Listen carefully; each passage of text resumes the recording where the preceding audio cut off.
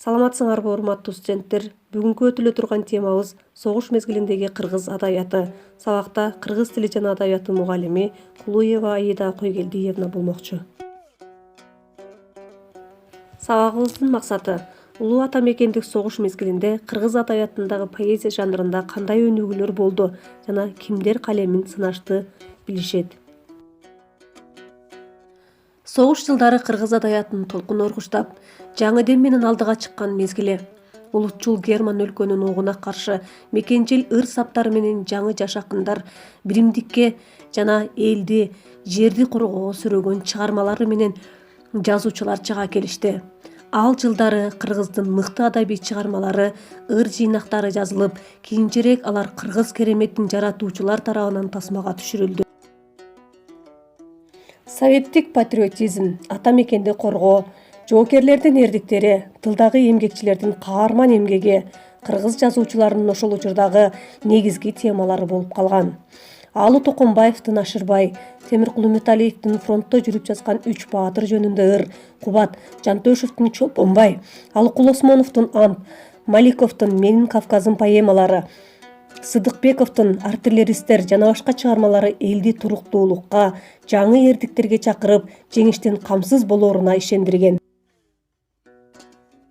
Белгилүү болгондой, Совет бийлиги көпчүлүк акын жазуучуларды согушка жөнөтпөй тылда алып калган. Алардын арасында Чыңгыз Айтматов, Алыкул Осмонов, Түгөлбай Сыдыкбеков, Алы Токомбаев болгон. Аларга элди үгүттөө милдети жүктөлгөн. Согуш талаасында калемин курчуткан акын жазуучулар. Жоомарт Бөкөнбаев 1941-жылы өз эрки менен согушка аттанат. Ал аскерге Мекен үчүн алдыга дивизиялык гезитинин редактору болгон. Улуу ата мекендик согуш жылдары акындын Кош Алатоо, Уулуң кетти майданга, Ата журт үчүн майданга сыяктуу патриоттук ырларды жазган. Согуштан кайтып, кызмат боюнча Ысык көл боюнда жүргөн кезинде жол кырсыгынан курман болгон. Кош Алатоо, Уулуң кетти майданга, дүйнөнүн жүзүн өрт алып, кара жалын каптады, кыяндай жүрөт шыркырап, кызыл кандын акканы, ушундай апаат күндөрдө уяттан уят эмеспи уулуңдун үйдө жатканы. Айланам коркок болбо деп, айтканын эстеймин энин, ай чапчып суудай толкуган, артымда калкым турганда, айгышкан жоону жеңемин, барктап багып өстүргөн балаңдын сына өнөрүн, жеримдин бетин булгатпай, желмогуз канын төгөмүн. Темиркул Үмүталиев дагы өз эрки менен согушка жазылат. Ал Тивер облусунун Түндүк Кавказды, Түштүк Украинаны, Молдова, Румыния, Болгария, Югославия, Венгрия, Австрияны бошотуу иштерине катышкан. Ал согуш кайталанбасын деп айткан. Акын фронтовик согуш талаасында баатыр жоокер, фронттук тептерден ырларын жазган. Мекен учу кыйры кең мекен, ал дейлеген энем сен, бүт дүйнөнү кыдырсам, таба албаймын сага тең. Демиң мага жалындай, ташың кымбат жанымдай, тунук кашка сууларың жүрүп турган канымдай. Алтын күмүш каухарга адашпаймын, сатпаймын, жатка ыраа көрбөймүн, көз артканга бербеймин, зордукчуга тарттырбай, жергем сени жердей. Сооронбай Жусуев 18 жашында армияга алынат. Ал 1943-жылы фронтко барып, согуш аяктаганча күрөшкөн. Акын атактуу Панфилов атындагы 8-гвардиянын байланышчысы болгон. Акын согушта 2 жолу жаракат алат. Акындын фронтто жазган алгачкы ыры «Алдыга жүргөн кыргыздар» 1943-жылы жарыяланган. Алакан балам мына төшөгүнөн турду бат, моюнумдан кучактады булдурап, алаканын өптүм дагы баламдын, тээ согушто эстеп турдум тунжурап. Самак айтты, кайда жүрдүң жанатан, мына балам сен балаңды карасаң, ал бала эмес турду кагаз үстүндө, 5 манжалуу кичинекей алакан. Андан ары мен айта албай баратам, айткан сайын жүрөгүмдү канатам, экөө тең жок жерде жатты бир гана, куп-куу болгон кичинекей алакан. кээде түшүп мен торуна санаанын, көргөнүмдүн көбүн эске саламын, согуш десе көз алдыма көрүнөт, ошондогу алаканы балам. Сүйүнбай Эралиевдин таланты дагы согуш жылдары башталган. 1942 согушка жөнөп, 1944 жарадар болуп кайтып келет. 1949 биринчи жаңырык, 1950 Тууган жер аттуу жыйнактарын жарыкка чыгарат. Алтын жер.